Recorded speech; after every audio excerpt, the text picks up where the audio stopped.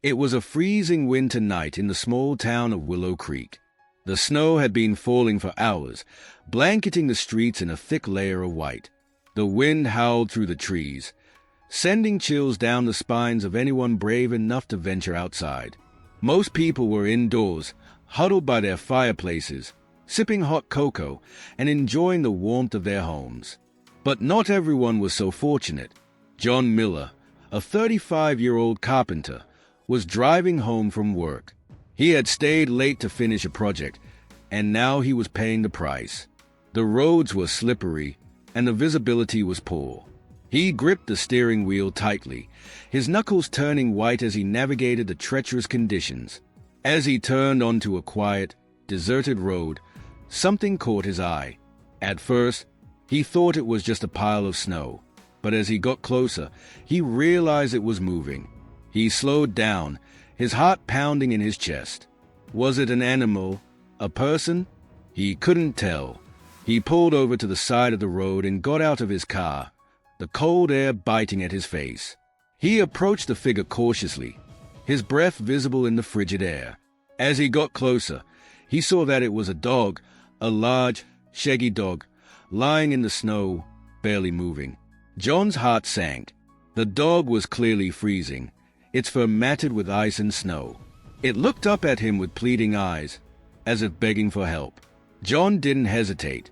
He quickly took off his coat and wrapped it around the dog, then gently lifted it into his arms. The dog was heavy, but John didn't care. He carried it to his car and placed it carefully in the back seat. As he drove home, John couldn't stop thinking about the dog. Who did it belong to? How had it ended up in the snow, freezing and alone? He knew he had to help it, but he had no idea what he was getting himself into. When John arrived home, he carried the dog inside and laid it down by the fireplace. He quickly grabbed some old towels and began to dry the dog off, rubbing its fur gently to get rid of the ice and snow. The dog shivered uncontrollably, but it didn't resist. It seemed to know that John was trying to help. John's wife, Sarah, came into the room, her eyes wide with surprise. "What's this?" she asked, looking at the dog. "I found him on the side of the road," John explained. "He was freezing. I couldn't just leave him there." Sarah knelt down beside the dog and began to help John dry him off. "He's beautiful," she said, running her fingers through the dog's thick fur. "But he looks like he's been through a lot." As they worked, the dog began to warm up. His shivering subsided, and he started to relax. He looked up at John and Sarah with grateful eyes, as if thanking them for saving his life. "We should call him Lucky," Sarah said with a smile. "Because he's lucky you found him." John nodded. "Lucky it is."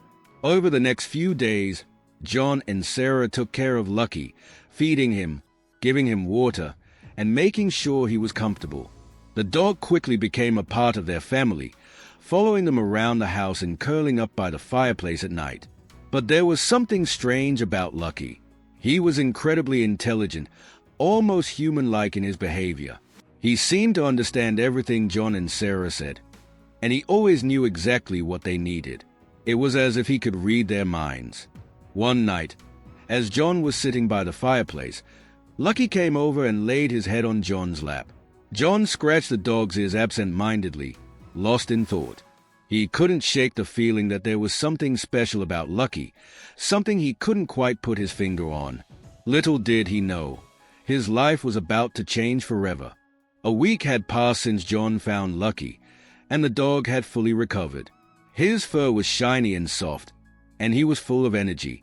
He followed John everywhere, always by his side, as if he were his shadow. One evening, as John was brushing Lucky's fur, he noticed something he hadn't seen before, a small, metal collar hidden beneath the thick fur around the dog's neck. It was old and worn, with strange symbols engraved on it. John's curiosity was piqued. He carefully removed the collar and examined it closely. The symbols were unlike anything he had ever seen before. They were intricate and beautiful, but they didn't resemble any language he knew. "What do you think this means?" John asked Sarah, showing her the collar. Sarah frowned. "I have no idea, but it looks ancient." Maybe it's some kind of talisman or amulet. John nodded. Maybe. But why would a dog be wearing something like this? That night, John couldn't sleep. He kept thinking about the collar and the strange symbols. He felt like there was a mystery waiting to be solved, and he was determined to figure it out. The next morning, John decided to take the collar to a local historian, Dr. Emily Carter. She was an expert in ancient languages and symbols, and if anyone could decipher the collar, it was her. Dr. Carter examined the collar carefully, her eyes widening with excitement. "This is incredible," she said. "These symbols are from an ancient civilization that existed thousands of years ago. They were known for their advanced knowledge and mystical practices." "What do they mean?" John asked eagerly. Dr. Carter hesitated. "It's hard to say for sure, but from what I can tell, this collar was used to protect its wearer from harm. It's a powerful talisman, imbued with ancient magic." John's heart raced. "So, you're saying this collar has magical powers?" Dr. Carter nodded. "It's possible, but there's more. According to these symbols, the collar is also a key to a hidden treasure." John's eyes widened. "A treasure? What kind of treasure?" Dr. Carter smiled.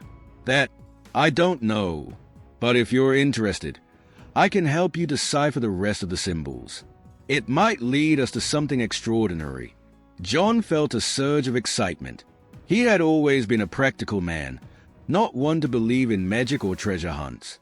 But something about this collar, about Lucky, made him feel like he was on the brink of something incredible. He thanked Dr. Carter and left her office, his mind racing with possibilities. He couldn't wait to tell Sarah about what he had discovered.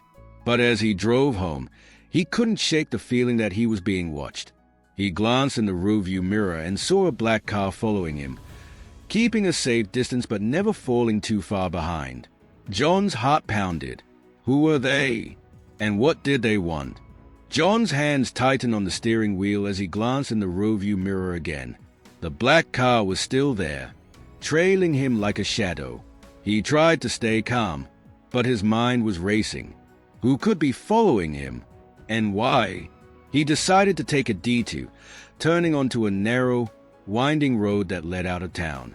The black car followed, maintaining its distance. John's heart was pounding now. He had to lose them. He pressed down on the accelerator, the car speeding up as he navigated the twists and turns of the road. The black car kept pace, its headlights glaring in the rearview mirror. John's mind raced. He couldn't lead them to his house. He had to find a way to shake them off. He took a sharp turn onto a dirt road, the car skidding slightly on the icy surface. The black car followed, but it was clear they weren't used to driving in such conditions. John took advantage of their hesitation, speeding up and putting some distance between them. He glanced in the mirror again and saw the black car struggling to keep up. He took another sharp turn, this time onto a hidden trail that led deep into the woods. The black car didn't follow. They had lost him. John let out a sigh of relief, but he knew he couldn't let his guard down. He drove carefully through the woods, eventually finding his way back to the main road. He took a longer route home, making sure he wasn't being followed. When he finally arrived home, Sarah was waiting for him, her face filled with worry. "What happened?" she asked. "You're so late." John quickly explained everything: the collar, Dr. Carter's findings, and the black car that had been following him. Sarah's eyes widened with fear. "What do we do now?" she asked. John took a deep breath. "We need to figure out what this collar is leading us to. If there's a treasure, we need to find it before whoever was following us does." Sarah nodded, but she looked scared. "What if it's dangerous?" John put a reassuring hand on her shoulder. "We'll be careful, but we can't just ignore this. There's something important about this collar, about Lucky. We need to find out what it is." That night, John and Sarah sat down with the collar and began to study the symbols more closely. They used Dr. Carter's notes to try and decipher the meaning, but it was slow going. The symbols were complex, and some of them were too faded to read. As they worked, Lucky sat by their side, watching them intently. It was almost as if he knew what they were doing, as if he was trying to help them. Finally, after hours of work, they managed to piece together a partial translation. The symbols seemed to be pointing to a location, a place deep in the mountains, hidden away from the world. "This must be where the treasure is," John said, his voice filled with excitement. Sarah nodded, but she still looked worried. "But how do we get there? And what if it's dangerous?" John took her hand. "We'll figure it out. Together. And we'll take Lucky with us. He's part of this too." Sarah smiled, but there was still a hint of fear in her eyes. "Okay, but we need to be careful." John nodded. "We will. But we can't just sit here and do nothing. We have to find out what this is all about." The next morning, they packed their bags and set out for the mountains, with Lucky by their side. They had no idea what they were about to discover, but they knew one thing for sure. Their lives were about to change forever. The journey to the mountains was long and arduous. The snow was deep, and the path was treacherous. John, Sarah, and Lucky trudged through the icy terrain, their breath visible in the cold air. The wind howled around them, making it difficult to hear each other speak. But despite the harsh conditions, they pressed on. They were determined to find the location indicated by the symbols on the collar. They knew it wouldn't be easy, but they were willing to risk it. As they climbed higher into the mountains, the air grew thinner, and the temperature dropped even further. They had to stop frequently to rest and warm up, but they never lost sight of their goal. Lucky seemed to be in his element. He bounded through the snow with ease, his thick fur protecting him from the cold. He often ran ahead, scouting the path and then returning to John and Sarah, as if guiding them. "He's amazing," Sarah said, watching Lucky as he ran ahead. "It's like he knows where we're going." John nodded. "He's more than just a dog. There's something special about him." As they continued their journey, they began to notice strange things, ancient carvings on the rocks, symbols that matched those on the collar. It was as if they were following a trail, one that had been laid out for them long ago. Finally, after hours of climbing, they reached a narrow pass between two towering peaks. The wind was even stronger here, and the snow was blowing sideways, making it difficult to see. But as they approached the pass, they saw something that made their hearts race: a large, stone archway, covered in the same symbols as the collar. It was as if they had found the entrance to another world.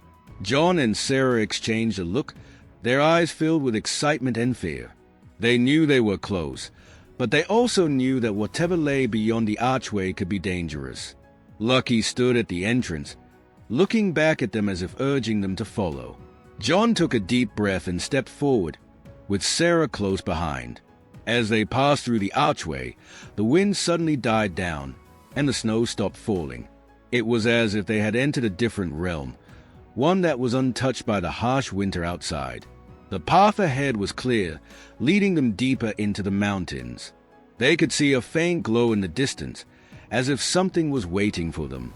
John, Sarah, and Lucky continued on, their hearts pounding with anticipation. They had no idea what they were about to discover, but they knew one thing for sure. They were on the brink of something extraordinary.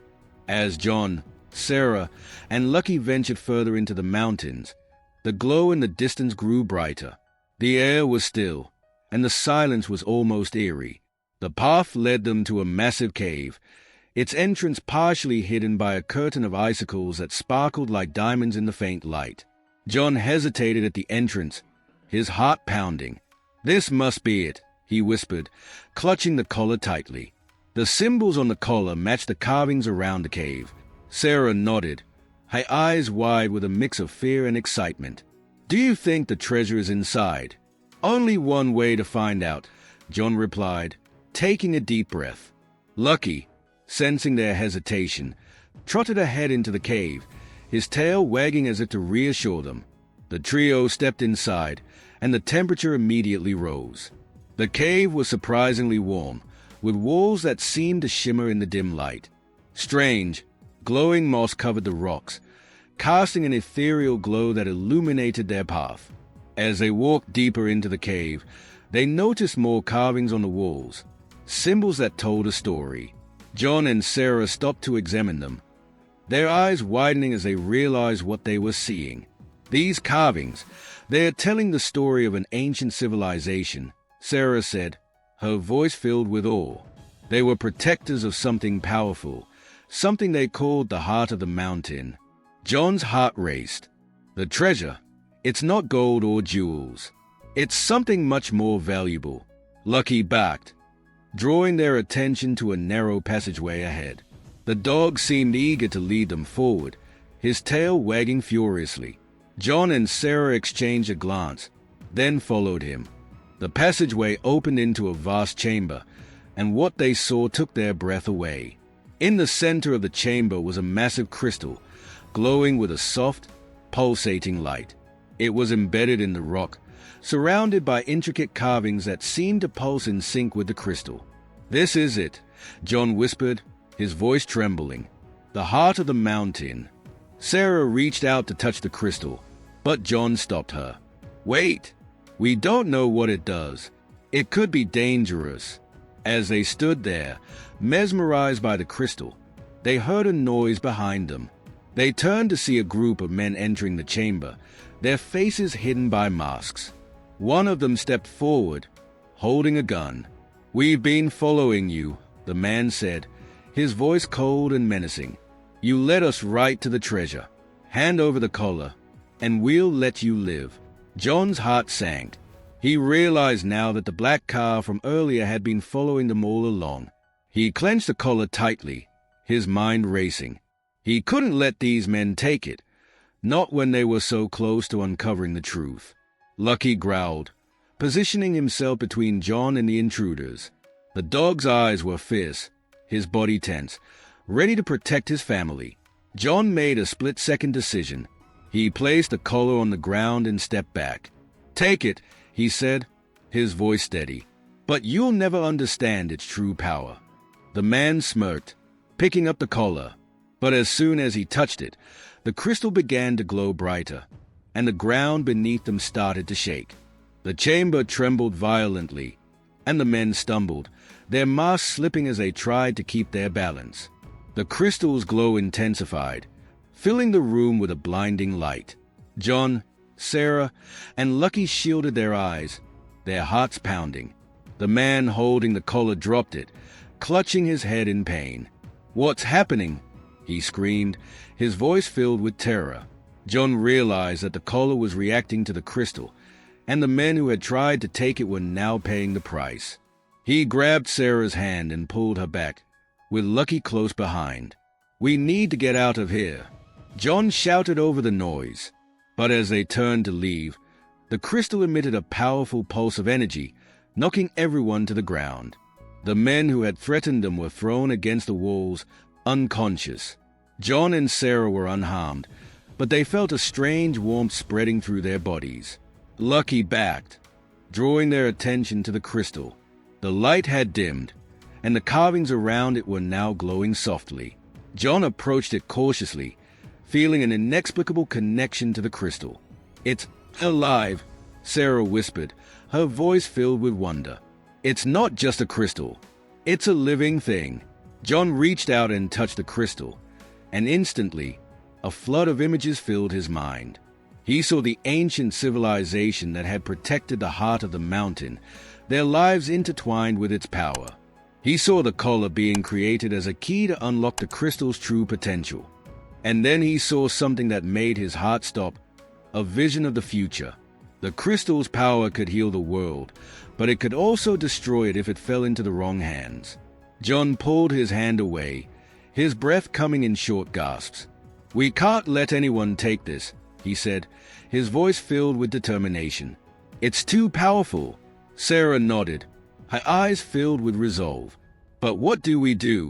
We can't just leave it here." John thought for a moment, then picked up the collar. "We take it with us. We'll protect it, just like the ancient civilization did." As they left the chamber, the crystal's glow faded, and the cave returned to its original state. The men who had threatened them were still unconscious, But John knew they wouldn't stay that way for long. They hurried out of the cave, with Lucky leading the way. The snow had stopped falling, and the sky was clear, filled with stars. John felt a sense of peace, knowing they had done the right thing. But as they made their way down the mountain, John couldn't shake the feeling that their journey was far from over. The heart of the mountain had chosen them, and they had a responsibility to protect it. When John, Sarah, and Lucky returned home, they knew their lives would never be the same. The collar and the crystal's power had changed everything. They couldn't just go back to their normal lives. They had a mission now. Over the next few weeks, they researched the ancient civilization in the heart of the mountain, trying to learn as much as they could. They discovered that the crystal's power was tied to the balance of nature, and if it were misused, it could cause catastrophic damage. John and Sarah knew they had to keep the collar safe, but they also knew they couldn't do it alone. They reached out to Dr. Emily Carter, the historian who had helped them before, and shared their story. Dr. Carter was amazed by what they had discovered. "This is incredible," she said. "The heart of the mountain is one of the greatest mysteries of our time. If we can protect it, we could change the world." Together, they formed a plan to keep the collar and the crystal's power hidden from those who would misuse it. They created a secret organization dedicated to preserving the balance of nature and protecting the heart of the mountain.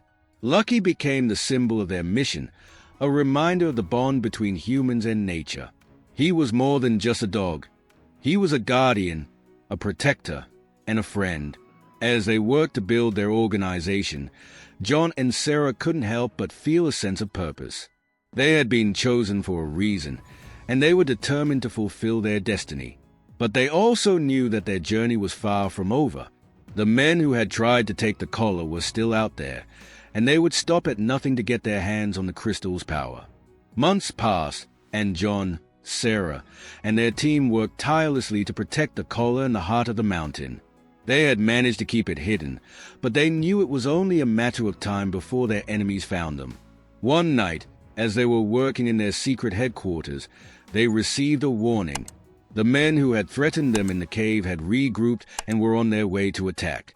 John's heart raced as he realized the danger they were in. "We need to move the collar," he said, his voice filled with urgency. "If they get their hands on it, it's over." Sarah nodded, her face pale but determined. "We'll take it to the mountains. It's the only place they won't be able to find it." They packed up the collar and prepared to leave. But as they stepped outside, they were surrounded. The men had found them, and they were armed. John and Sarah stood back to back, with Lucky by their side. They knew they were outnumbered, but they couldn't give up. The fate of the world depended on them. The leader of the group stepped forward, a cruel smile on his face. "Hand over the collar, and we'll let you live," he said, echoing his words from the cave. John clenched his fists, his heart pounding. "You'll have to kill us first." The man's smile faded, and he raised his gun. But before he could pull the trigger, Lucky lunged at him, knocking him to the ground. The other men hesitated, giving John and Sarah the chance to fight back. It was a fierce battle, but John, Sarah, and Lucky fought with everything they had. They were outnumbered, but they were driven by a sense of purpose that their enemies couldn't understand. In the end, they managed to defeat the men, but not without a cost. John and Sarah were injured, and Lucky was badly hurt. But they had protected the collar, and that was all that mattered. As they tended to their wounds, John looked at Sarah and Lucky, his heart filled with love and gratitude. They had been through so much together, and they had come out stronger because of it. "We did it," Sarah said, her voice filled with relief. "We protected the heart of the mountain." John nodded, but he knew their journey wasn't over. They would always have to be vigilant, always ready to protect the crystal's power. But for now, they could rest. They had faced their greatest challenge and come out victorious. The days that followed were filled with healing and reflection. John, Sarah, and Lucky recovered from their injuries, and their bond grew even stronger. They knew they had been through something extraordinary, and it had changed them forever. They continued their work with the secret organization, dedicated to protecting the heart of the mountain and preserving the balance of nature. They knew it was a lifelong mission, but they were ready for the challenge.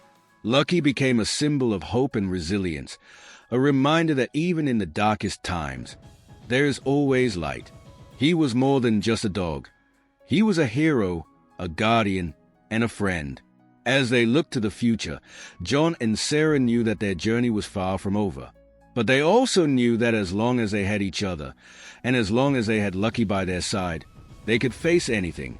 And so, they embraced their new beginning, ready to protect the world and the power of the heart of the mountain. Thank you for joining us on this incredible journey. If you enjoyed this story, don't forget to like, share, and subscribe for more captivating tales.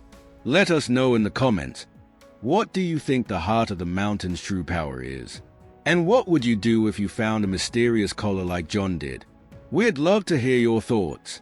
Until next time, stay curious, stay brave, and remember, sometimes the greatest treasures are found in the most unexpected places. See you in the next video.